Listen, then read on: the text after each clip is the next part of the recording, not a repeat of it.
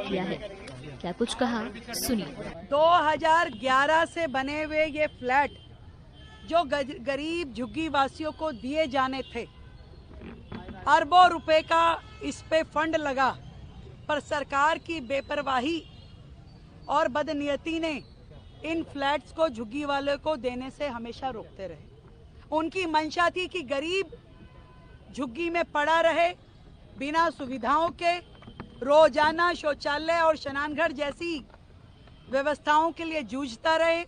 वहाँ की बहन बेटी रोज अपमान का घूंट पी के जीती रहे, परंतु उन्होंने एक भी मकान को देने का प्रयास नहीं किया।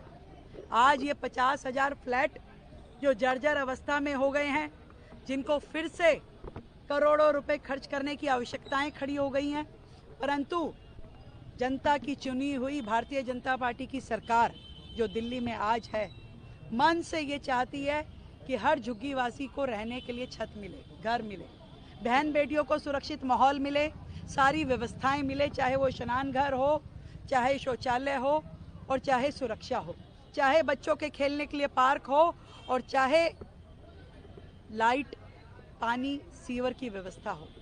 ये काम करने के लिए दिल्ली सरकार प्रतिबद्ध है।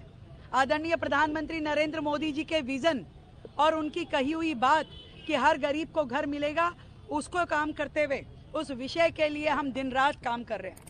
हर वो संभव प्रयास जो झुग्गी वालों के लिए मकान देने के लिए हो सकता है वो हम कर रहे हैं। हमारी पूरी टीम, हमारे सारे अधिकारी, हमारे मंत्री, हम सब लोग लगे हैं।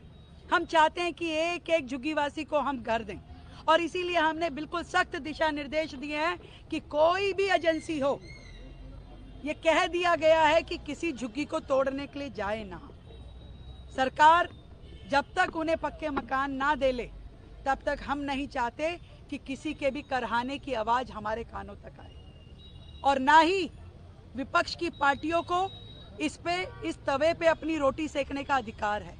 जिन्होंने वर्षों तक झुग्गी वासियों को एक मकान देने का प्रयास नहीं किया, आज वो झुग्गी टूटने पे रोते हैं, चिल्लाते हैं, गाली गलौज करते हैं। मैं उनसे पूछना